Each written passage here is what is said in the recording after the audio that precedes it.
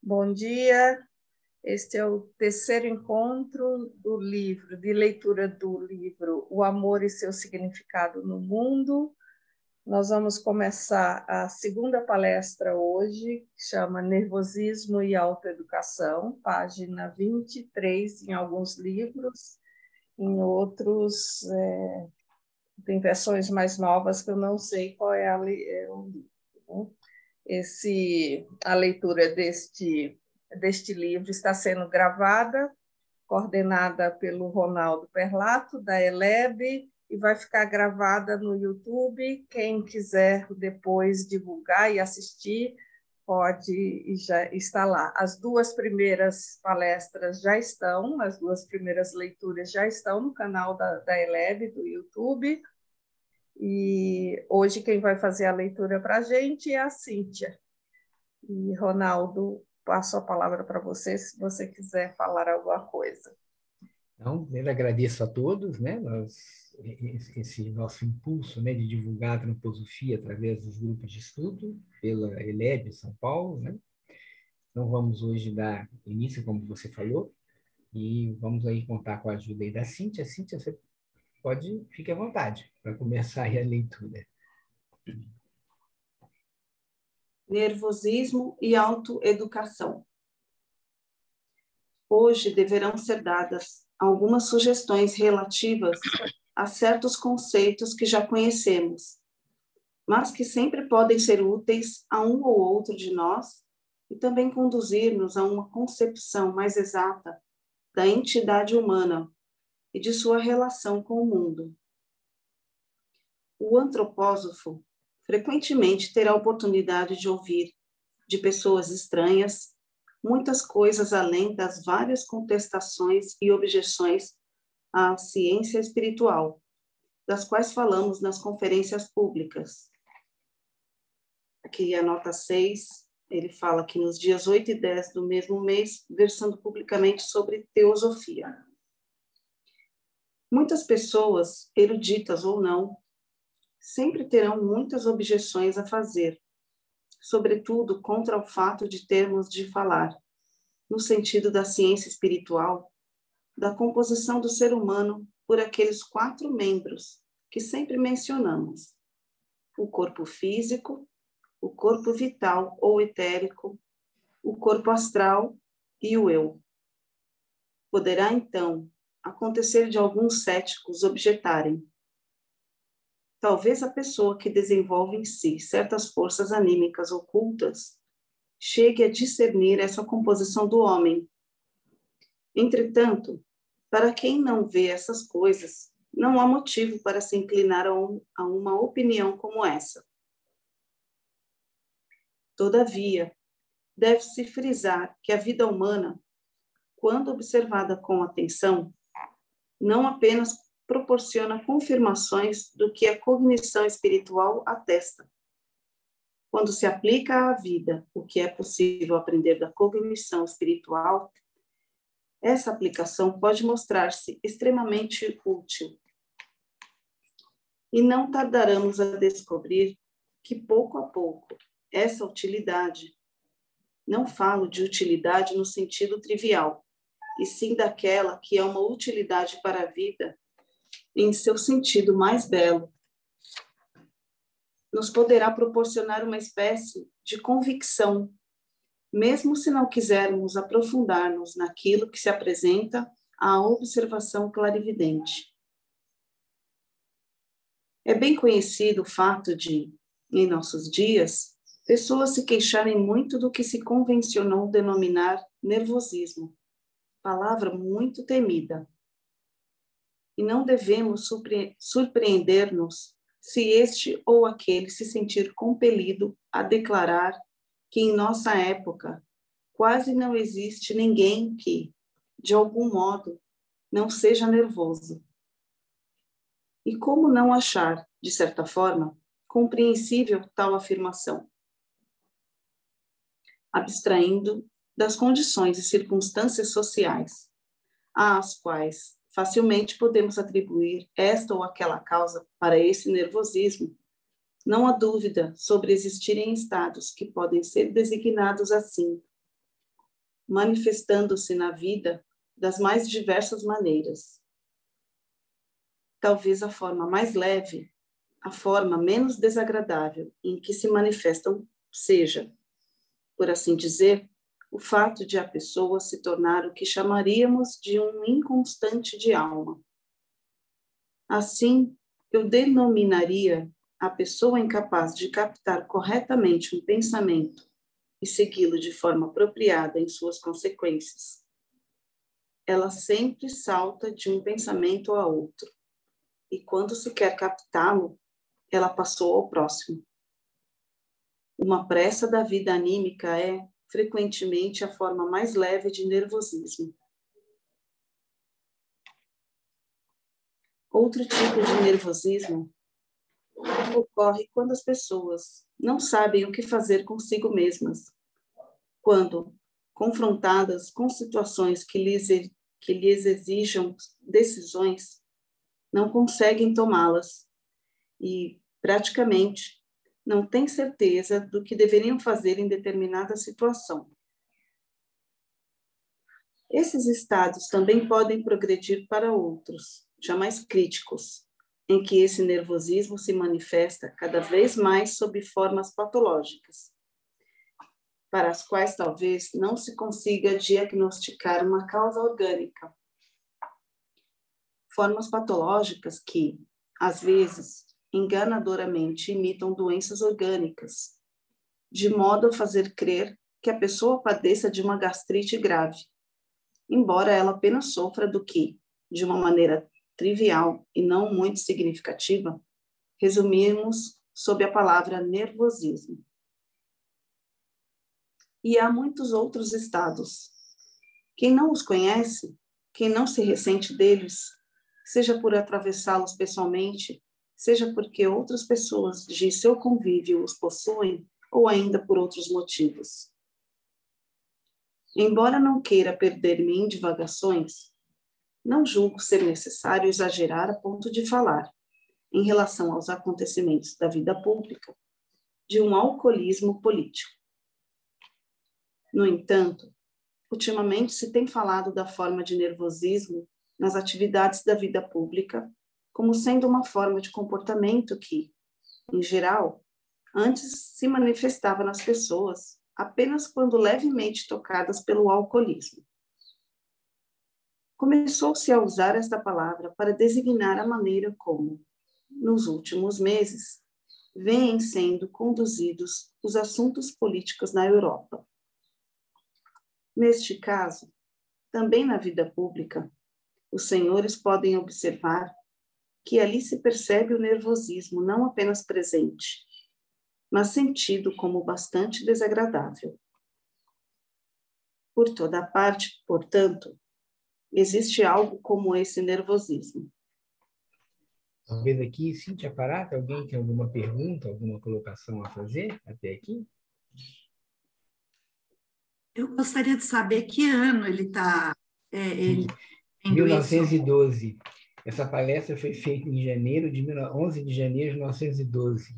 Então, antes da Primeira Guerra. Então, Antes da Primeira Guerra, antes da Primeira Guerra, exatamente. E é interessante como ele já na época falava que as pessoas diziam, né, que todo mundo era nervoso, né? Alguém, ele já questionava isso, alguém poderia dizer isso, né? Mas eu achei interessante ele colocar, e isso é uma questão importante para o Steiner sobre o pensar, né? A primeira coisa que ele chama de inconstante de alma. Eu achei bastante interessante essa observação, quando ele chama a atenção para as pessoas que não têm uma sequência adequada na vida anímica, né? E isso é uma forma leve, como ele fala. É uma forma leve, mas que afeta a todos, né? Nós não temos uma educação adequada do pensamento, né? Inclusive aqui, pensando nisso, eu já ia propor que o nosso próximo livro seja justamente um livrinho pequeno como esse, que é a Educação Prática do Pensamento. É bem objetivo, né? Quer dizer, nós estamos entrando agora numa época que é muito importante olharmos o que a antroposofia, na prática, nos ensina, nos ajuda, né?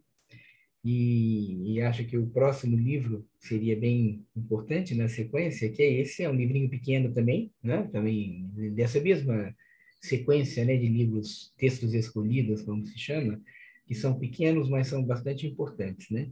E o primeiro que ele chama a atenção aqui do nervosismo mais leve é esse, né? É o inconstante de alma, que não tem uma educação certa do pensar. E depois ele fala desse que são as pessoas que não têm certeza, né, de como agir, que também é uma consequência desse pensar. E aí vamos evoluindo para um fato que é comum, né, que foi também muito estudado na psicossomática depois, que é quando você vê uma doença física, mas que na realidade ela é causada por um desequilíbrio, né, no nível da vida anímica, que seria o nervosismo. E ele termina de uma forma bastante interessante, né? Foi bem importante a pergunta, acho que foi a Silvia que fez, eu não vi quem fez a pergunta, mas acho que foi a Silvia que fez essa pergunta, quando ele fala da questão política, do alcoolismo político, né? Ele fala em 1912 e nós acho que não mudamos muito nos últimos 100 anos, né? Cento e tantos anos, estamos na mesma situação. Podemos continuar, Cíntia? Eu só vou acrescentar um comentário que eu fiquei espantada como ele falava disso, né, há 100 anos. E exatamente hoje a gente vive isso, principalmente essa questão dos pensamentos, né, que saltam, vão saltando e a gente não tem a gente não termina um pensamento, né, não conclui, já está pensando, né, a gente já está indo para o próximo. E ele falou disso, imagina, há mais de 100 anos. Então, vou continuar. Posso falar uma coisa? É uma coisa que está me intrigando, porque tudo isso que ele fala, na minha visão, é a descrição do temperamento sanguíneo, não é? Essa pessoa assim, que não sossega, que não para, os pensamentos pulam, é bem o sanguíneo, e isso ficou uma dúvida na minha cabeça. Gostaria que vocês falassem alguma coisa a respeito. Interessante, Sônia, porque vamos pensar assim, tanto o sanguíneo, o mercúrio e outros os signos de ar, né, tem essa qualidade dessa leveza, e essa leveza, ela flui, né? É interessante ter uma música, né? Como é que chama aquela música? Não estou me lembrando, quando ele fala que o pensamento voa. Como é que é? Estou tentando lembrar aqui a música agora. Como o pensamento voa quando se começa a pensar, né? E realmente voa mesmo. O pensamento tem essa qualidade, né? Ele não é espacial. E é interessante a observação sua, porque se nós olharmos a civilização moderna, ela é cada vez mais ar. Nós sabemos de tudo superficialmente e numa rapidez incrível que os meios de comunicação permitem. E isso só traz mais nervosismo, independente da estrutura que o indivíduo tenha. Se ele tem mais fogo, terra ou água, a estrutura social nossa, o jeito como o mundo está constituído, ele é muito ar. A tendência nossa é falar do sanguíneo porque é o primeiro que nós conhecemos, mas todas as tipologias influenciadas pelo ar têm esse sentimento, essa rapidez, né? E nós somos tomados por isso, né? Então, quando ele fala lá atrás do pensamento, nós realmente, uma pessoa que tem mais terra, ele tem uma tendência de ter um pensamento mais profundo. É verdade. Mas, de qualquer forma, se nós pararmos para pensar por que eu estou com este pensamento neste momento, eu vou ver que ele veio, em geral, ele veio de um pensamento inacabado, que vem de um outro pensamento inacabado, que vem de um outro pensamento inacabado. Nós normalmente não vamos até o final, principalmente porque nós temos muitas representações mentais e não pensamos, pulamos de uma representação para outra. E isso gera ansiedade, nervosismo, que nós não percebemos. Nós achamos até que isso é o normal, né? Mas, na realidade, isso vai tirando a tranquilidade do organismo. Se você fala do sanguíneo, né? A Sônia comentou, o melancólico seria um pensamento que vai até a profundeza. O fleumático tem um pensar que vai em processos, então ele acredita nos processos que vão acontecendo, e o fogo tem um pensamento que é prático, ele vai para a ação. E realmente o ar, né, o sanguíneo, o mercúrio, gêmeos, por exemplo, ele tem uma tendência a ter um pensamento mais rápido. Mas em qualquer uma das situações, o importante é você ter essa qualidade de pensar assim, eu tenho que terminar o pensamento, né? Eu tenho que fechar essa coisa. E a vida, nós temos tantas exigências que até eu estou querendo pensar uma coisa, mas sempre tem uma coisa que me chama, né? Então, quantas vezes nós temos um pensamento na cabeça, e aí eu abro o celular porque eu vou fazer uma coisa, eu preciso passar uma mensagem para outra pessoa. Aí, quando eu abro o WhatsApp, já tem uma porção de coisa, deixa eu olhar o que é isso aqui. E aí eu saí, bem simples, são coisa bem simples. E às vezes eu deixo de fazer uma coisa, quando eu vou ver, puxa, esqueci porque fui consumido por uma série de outras coisas e que me puxam. É uma questão da vida moderna, e é por isso que a vida moderna é essa. Então, se eu abro Instagram, WhatsApp, eu posso saber de tudo em pouco tempo, mas com certeza eu vou saber parcelado e não profundamente. Não sei, Sônia, se é isso que... Obrigada. Sim, mas eu fiquei pensando assim como uma tendência assim de grandes grupos de pessoas, né? Então, quando ele fala, é como se ele falasse assim, olha, a próxima tendência da humanidade é sanguínea. Sabe, assim, como se fosse uma coisa de dominância de época, não sei. Talvez Sim. o meu pensamento esteja sendo sanguíneo. Não, mas a gente observa Obrigada. isso mesmo. Não, observa isso mesmo. A nossa tendência moderna é essa, é muito ar, é muita rapidez. Né? Obrigada, doutor. Obrigado. Cíntia, você levantou a mão? Não, é sobre a primeira, quando a Sônia começou a perguntar, eu fiquei pensando nessa questão, né, do pensamento que fica interminado, e nesse temperamento no sanguíneo, que está ligado ao corpo astral, né? Não sei se eu estou viajando muito, mas me parece assim que essa questão da gente não conseguir, né, terminar um pensamento tem muito a ver com esse eu, né, o estar em si, e que hoje em dia, na nossa época, isso acho que é muito difícil assim de encontrar alguém que está que esse eu, né, está presente, que está ali e que consegue começar e ter todo um processo de raciocínio, né, que começa, pensa, termina. Eu acho que exige muito essa presença. E hoje em dia, esse sanguíneo, a gente está imerso nele, né? Ou melhor, a gente está nesse ar, né? Onde tudo, a gente sabe de tudo, tudo permeia tudo, mas vão se passando situações de uma para outra e a gente não aterra, né? A terra, né? Melancólica, assim, essa coisa mais profunda, assim. Não sei se isso... Você citou o astral, realmente, quando você compara, pensando no estudo dos temperamentos com os 4 corpos, né? O sanguíneo é realmente mais o corpo astral.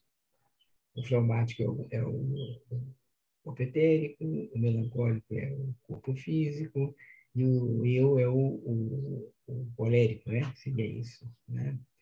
E tem uma denominação que o Steiner faz naquela palestra sobre o Pai Nosso, onde ele compara o corpo etérico e o corpo astral com os ponteiros do relógio.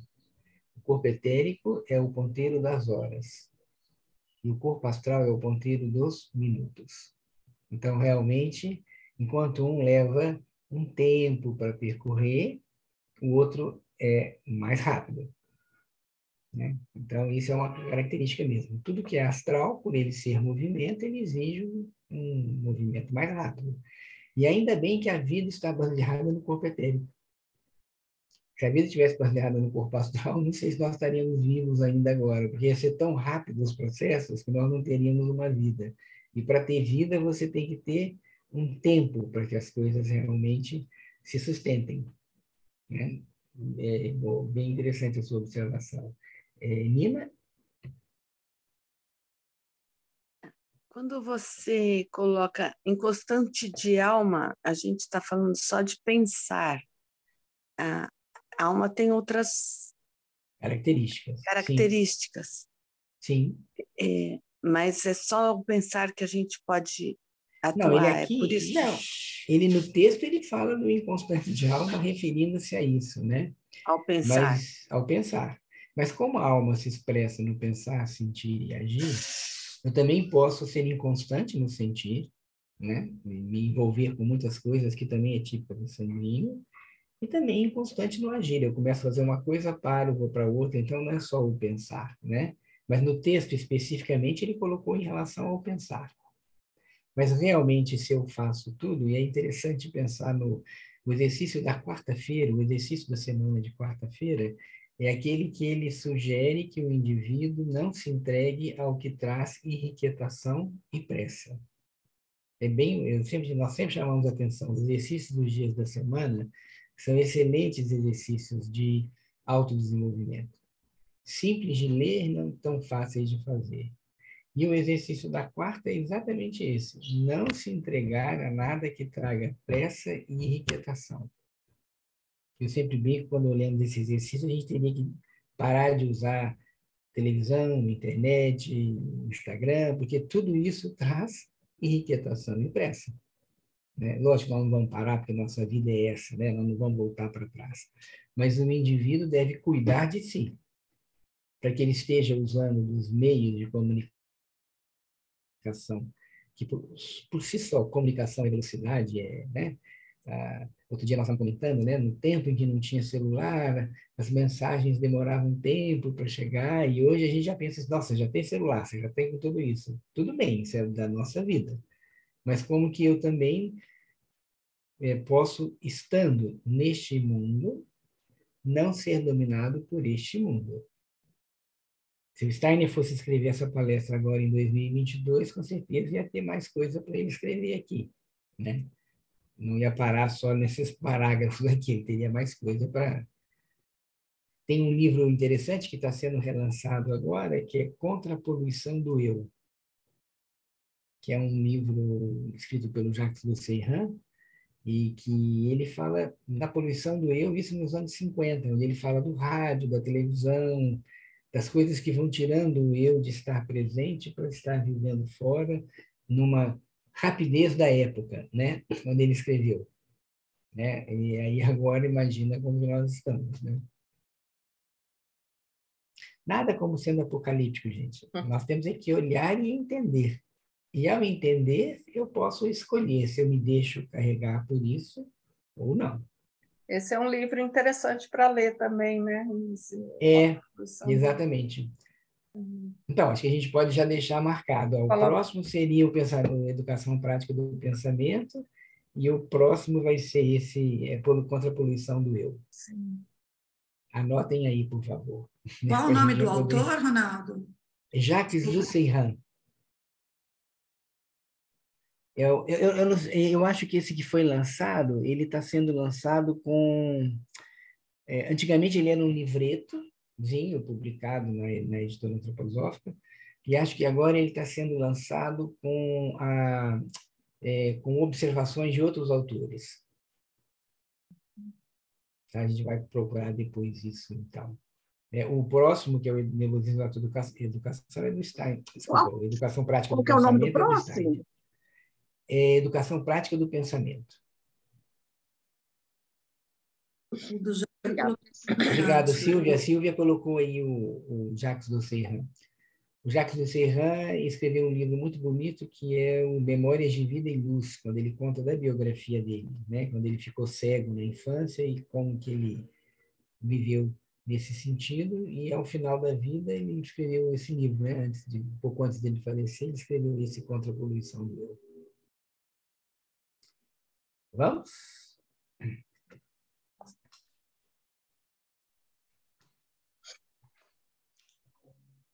No aspecto aqui esboçado, num futuro próximo, a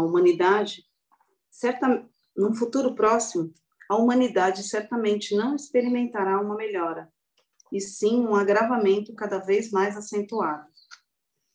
De modo algum se poderão fazer prognósticos alentadores para o futuro, caso os seres humanos permaneçam como são atualmente, pois há diversas influências nocivas que atuam em nossa vida de maneira bem extraordinária e que, por assim dizer, se propagam de forma epidêmica de uma pessoa a outra, de modo que não somente as pessoas afetadas apresentem certos sintomas, mas também outras, talvez um pouco fracas, mas de resto sadias, pareçam contagiadas.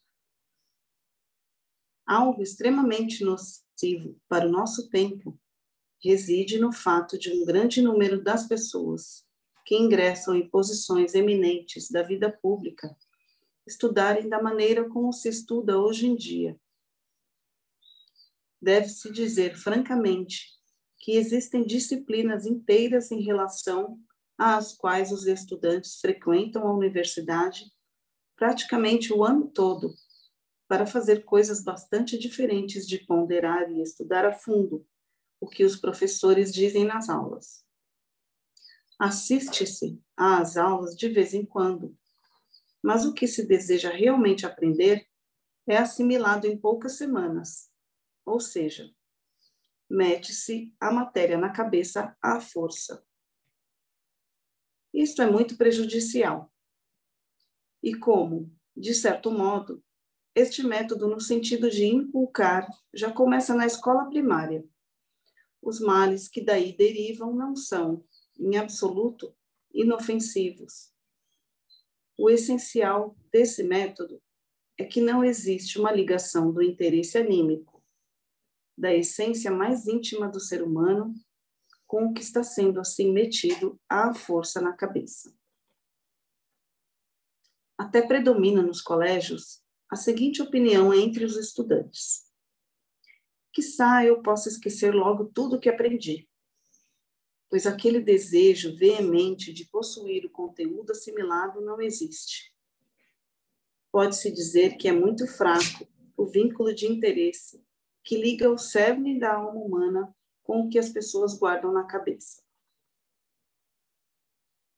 Como consequência destes fatos, resulta ser justamente desta maneira que as pessoas são, de certo modo, adaptadas para tomar parte na vida pública, porque lhes foi inculcado o método, ou seja, porque elas aprenderam o que quiseram aprender. Contudo, não estando ligadas internamente ao que praticam com a cabeça, sua alma permanece completamente estranha. Mas quase não existe nada mais prejudicial para a essência do ser humano do que estar animicamente, com o coração, distante daquilo que a cabeça é obrigada a fazer. Isto é algo que não somente contraria uma pessoa mais delicada, mais sensível, mas que influencia ao máximo a força e energia do corpo etérico humano. Justamente do corpo etérico. Exposto a tal atividade, o corpo vital ou etérico torna-se cada vez mais fraco, devido à reduzida união existente entre a essência anímica da pessoa e o que ela faz. Quanto mais a pessoa é levada a fazer coisas que não lhe interessam, tanto mais debilita seu corpo vital ou etérico. Aqui também podíamos parar e comentar sobre isso, né? O que vocês acham desse trecho?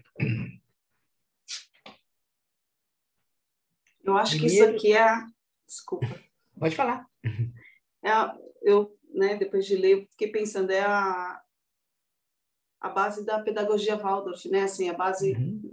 O contrário disso que ele está falando, né? Que é o ensino em épocas, toda essa vinculação, né, de aprendizagem com o movimento, através de outros meios que não só estar sentado numa carteira e recebendo conteúdo sem, né, só recebendo, como ele disse, né, só E aí a pessoa opta, né, no caso, uma criança, acho que não tem esse discernimento, mas mais assim, já mais crescido, pensa, né, isso aqui eu vou decorar e depois, eu quero esquecer, é justamente o que ele disse. E tudo me choca muito, porque isso foi escrito há mais de 100 anos.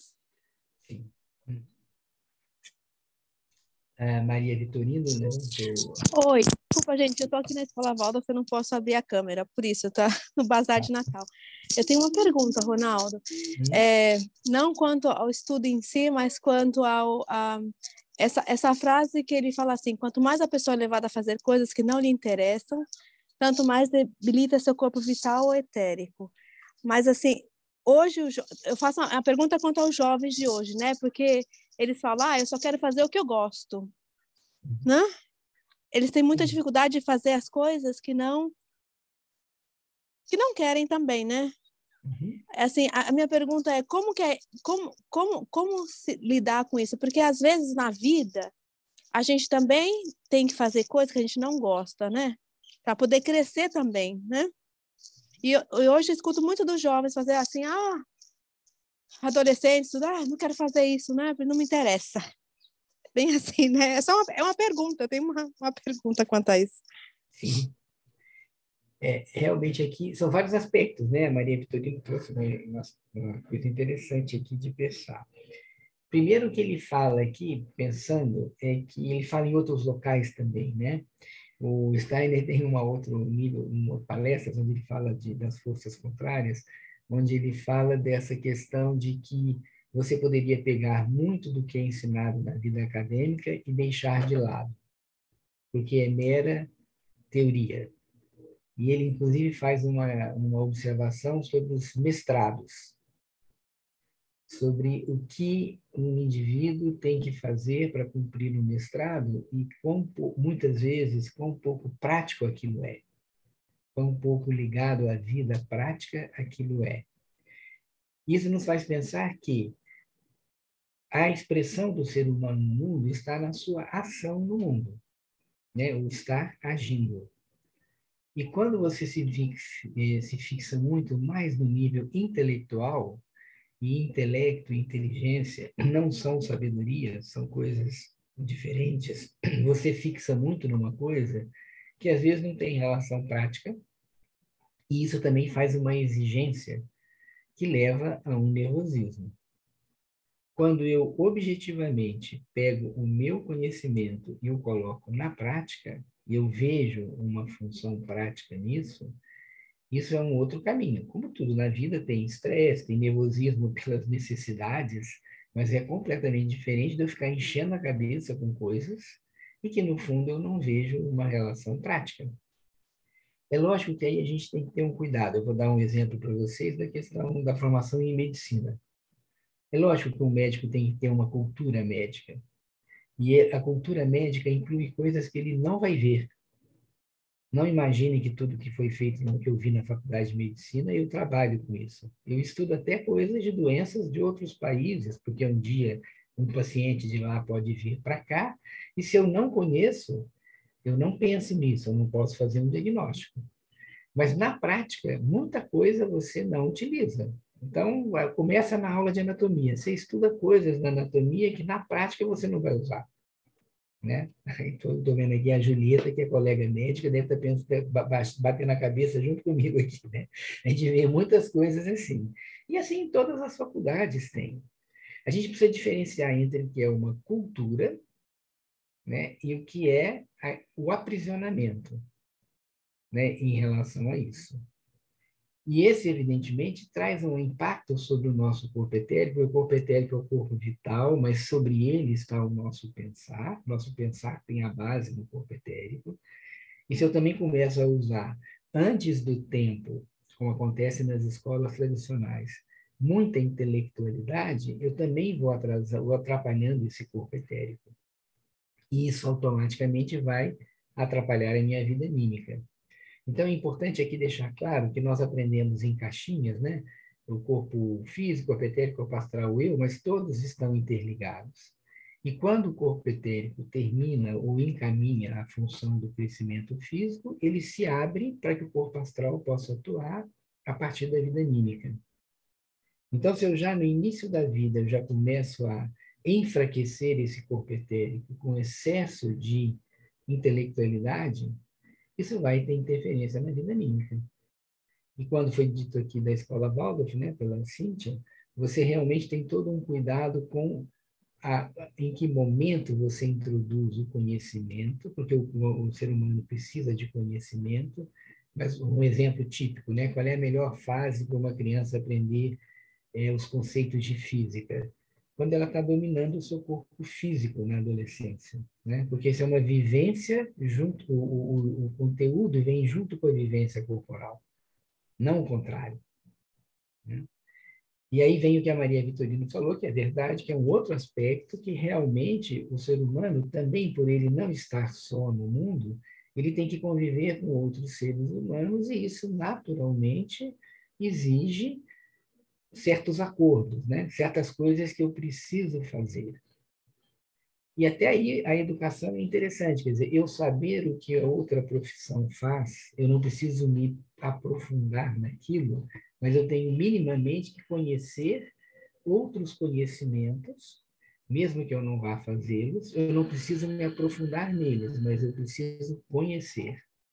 E hoje em dia nós estamos numa época de muita permissividade, no sentido, vamos fazer só o que nós queremos, né? É o oposto do que está sendo dito aqui. Isso também não é bom. É porque o indivíduo também não se prepara para a vida. Não sei, Maria Vitorino, se isso, né, mais ou menos responde ao que você estava perguntando. Respondeu sim, obrigada. Uhum. Obrigado. Depois é a Nina e depois a Silvia. Eu ia falar que no mundo do trabalho é raro, são raras as pessoas que amam o que fazem, né? Uhum. E também tem a questão de quem trabalha 14 horas por dia, fica sugado, ou não tem trabalho, ou tem trabalho demais. Isso também vai prejudicar muito o corpo etérico, né? Sim. Então, é você que está sempre atentos a toda essa inter-relação, né? Porque você falou uma coisa interessante, o trabalho, principalmente quando ele é um trabalho intelectual, né? Ou melhor, meio intelectual, ele se baseia em questões intelectuais, né? Isso é um consumo etérico muito grande. Se eu trabalho capinando uma roça o dia inteiro, ao final do dia eu estou bem cansado, mas se eu dormir, no outro dia eu estou pronto para uma nova tarefa. Se eu tenho um problema de vida, ou se eu tenho uma sobrecarga intelectual, a noite de sono já não resolve mais tanto assim, né? Porque você dá um desgaste muito grande. E você falou outra coisa que é muito interessante, que é eu não gostar daquilo que faço. Foi isso que você falou, né? As pessoas não gostam do trabalho, né? Então é interessante você pensar assim, esse distúrbio de lesão repetitiva, né, que antigamente chamava LER, né, lesão por esforço repetitivo, que é típico de digitador, né, que fica com uma lesão que chega às vezes até a afastar do trabalho, mas a pesquisa mostra que isso acontece principalmente com quem não é vinculado com aquilo que faz. O eu não está presente naquilo que faz. Ele faz repetitivamente sem ter interesse por aquilo. Essas são as piores lesões que podem acontecer. Porque nem todo mundo que digita tem ideia. Né? Então, a gente tem que entender bem. Lógico, tem várias questões, né? A posição do computador, a posição da cadeira, tudo isso a gente estuda. Mas, no fundo, as pessoas que não estão vinculadas, elas podem ter mais lesões nesse sentido. E nós estamos numa situação onde você exige muito conhecimento teórico, né? Tudo você tem que ter um conhecimento teórico, tem que saber de tudo e saber várias coisas ao mesmo tempo. E aí você vai trazendo, inclusive, essa pressa para o nosso modo de olhar a vida. Então, ter um interesse é interessante, mas é importante, desculpa, ter um interesse é importante. Agora, como que fica o nosso interesse se eu tenho que dividir isso em muitas coisas? Nós temos uma intoxicação teórica, né, hoje em dia. É como se eu comesse sem ter tempo de digerir, né? E isso é uma das coisas também que leva a nervosismo, né? Silvia? É a Silvia. Silvia? Sim, então, sobre essa fala de que muita gente às vezes se queixa, né, de que não faz o que gosta. Realmente, os adolescentes, eles têm muito essa fala, né? Às vezes eu fico olhando também que talvez a sociedade toda, às vezes a gente não percebe que a gente está dentro de uma lógica, né? Uma lógica de funcionamento, de trabalho, de movimentação, bem dirigida para favorecer a uma classe social, né? Então, devido a esse é a nossa referência, por exemplo, capitalista ocidental, né? A sociedade, ela funciona, a lógica dela toda funciona, os valores morais, é tudo dirigido para uma classe social, e evidentemente ninguém está pensando em trazer benefícios, essa ideia de ser o mais humanitário, ter uma veia mais humanitária, é algo novo para a gente, né? Hoje a gente começa a vislumbrar isso, porque a lógica que a gente vive é a lógica de favorecer a uma determinada classe social, né, que não significa necessariamente prejudicar a outra, mas favorecer sim. E nesse contexto, vai ter muita coisa que a gente faz que a gente não gosta, e não gosta justamente porque estamos dentro dessa lógica, né? Mesmo que não seja lógico que essa visão, essa posição que eu estou colocando não é tão radical também assim, porque mesmo que você imaginar o ser humano uma vivência tribal, ele vai ter que, um indígena, ele tem que levantar, ele vai ter que em algum momento caçar, só que ele vai caçar aquilo que é o suficiente para ele, né? Ele não pensa em estocar nada, ele não pensa em destruir a si próprio, ou se quer destruir a natureza ao redor dele, porque ele sabe que ele precisa do rio, ele precisa da terra, né? Ele tem uma visão mais geral dele e do mundo, né? Aliás, eu acho que o indígena nem se vê como um ser separado da natureza, como a gente vê, né? Nós vemos a natureza de um jeito e o nosso corpo de outro, mas eu penso que o indígena não vê assim, né? Então, essa questão aí de não fazer o que gosta, é certo que a humanidade, o homem, o ser humano, não vai fazer sempre o que gosta, né? Porque a insatisfação é algo nosso. Nós vivemos a insatisfação, mas dentro dessa lógica capitalista ocidental nossa, essa insatisfação, ela está muito, muito aumentada, né? E eu entendo que quando uma pessoa fala que está desconectada daquilo que gosta de fazer, porque ela faz coisas que não tem sentido, né? Não tem sentido uma pessoa passar o dia inteiro apertando o botão de um elevador para subir e descer, virando botões, apertando parafuso, né? Isso é muito cruel com o ser humano, é muito cruel, porque mesmo uma pessoa que passa a vida inteira apertando parafuso, com certeza é uma pessoa cheia de potenciais, né? Criativo e de beleza interna, mas, enfim, esse é o mundo que a gente está vivendo hoje, que eu acredito que é um mundo de desarmonia, onde impera essa diferença, esse desnível entre fazer o que gosta e o que não gosta. E para mim, nesse sentido, fazer o que não gosta não é uma coisa simplesmente de não fazer o que não gosta, mas ele está muito desconectado da natureza, está muito desconectado com o seu interior, com aquilo que o ser humano tem de potencial para oferecer, sabe? Então, minha fala é essa. Obrigado, Silvia. E realmente aí você tocou uma questão que é um aspecto que não dá para a gente abordar totalmente aqui, mas seria a fraternidade, né, entre as pessoas, né, o reconhecimento do trabalho dos outros. E na natureza, o índio, como você falou, né, que é uma situação indígena, ele está muito vinculado realmente à natureza, onde a natureza já mostra por si o que fazer. Como a humanidade caminhou muito para as concentrações humanas, em que você não está vinculado com a natureza, você precisa pensar sobre. E aí você tem que criar determinadas situações, e de novo volta a questão de como que eu penso, como que eu faço as relações.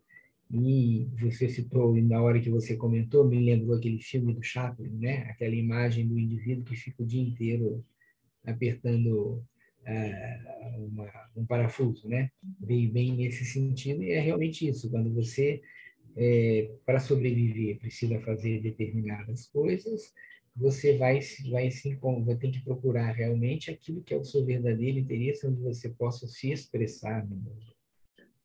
Obrigado pela contribuição, Cíntia, depois a Sônia.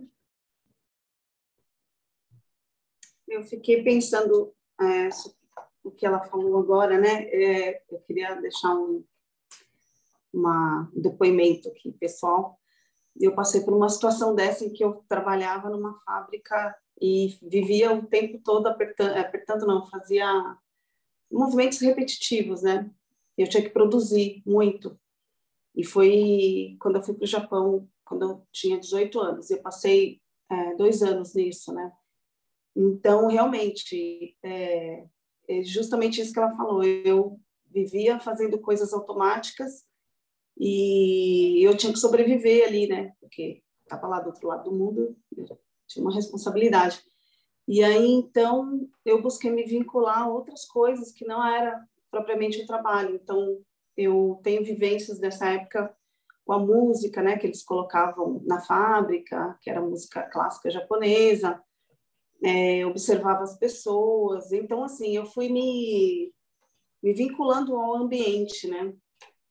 E aí eu tenho até memórias bem vivas de tudo que eu fazia do trabalho, porque eu acho que eu tive eu me vinculei, né? Eu estava ali. E isso acho que também me deu forças para eu continuar e não desistir, né? Então, assim, é uma coisa interessante.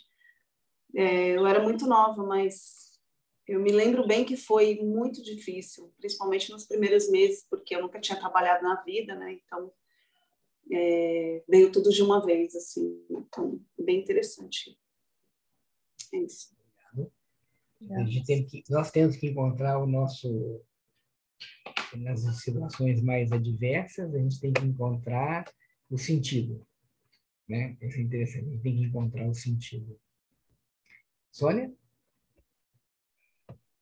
Achei muito lindo isso que a Cíntia falou, e vem bem de encontro ao que eu quero colocar aqui. Eu percebo assim, nós temos que lembrar o que nós viemos fazer aqui, né? A humanidade veio evoluir. Então, a gente voltar a ser indígena é a saudade do paraíso. Né? Nós queremos ser, vamos lá, todo mundo morar na floresta. Só que nós temos que lembrar que a gente não tinha liberdade. Então, a nossa evolução é para conquistar a liberdade. E que vem no exemplo que a Cíntia deu, né?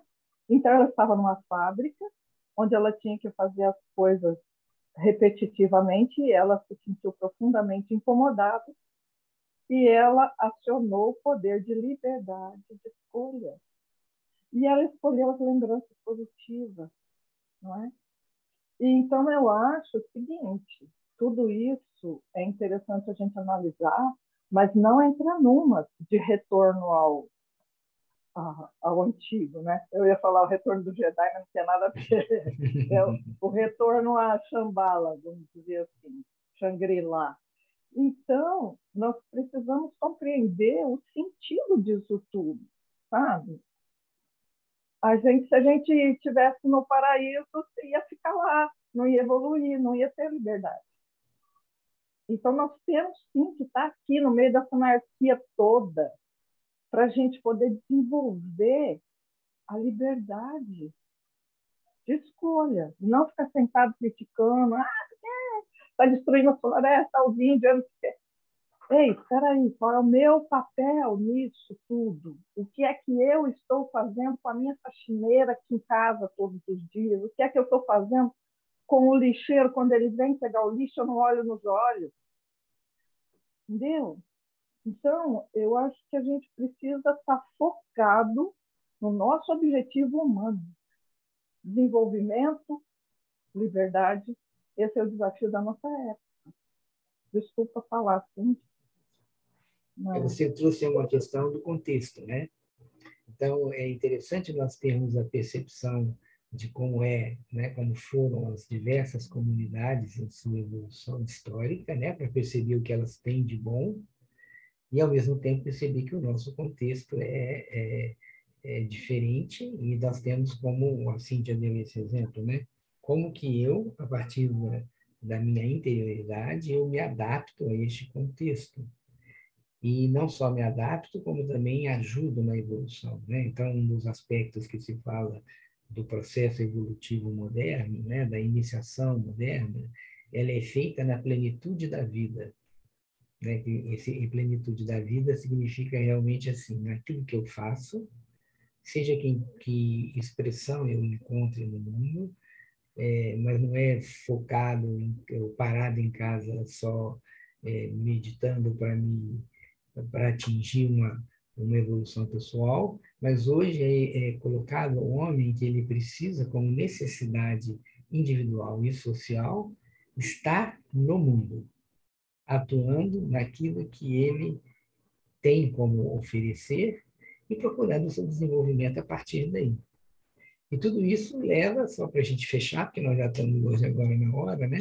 Que esse capítulo como nos traz. Como que eu faço isso, mas tentando compreender e caminhar no sentido de não deixar que o nervosismo, que é o termo que é usado aqui para explicar todas essas questões, tire minhas forças.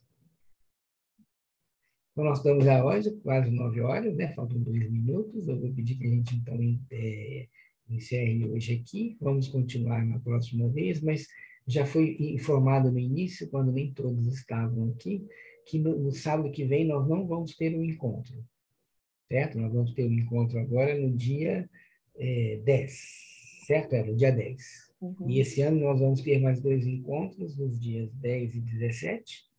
E aí vamos encerrar a atividade do ano e retomamos ano que vem, certo? Bom fim de semana para vocês, boas semanas, agora boas 2 semanas, né? Até o nosso próximo encontro, então. Obrigado. Bom fim de semana a todos. Obrigada. Tchau, gente. Bom final de semana. Tchau, tchau. Bom final de semana. Final de semana. Tchau.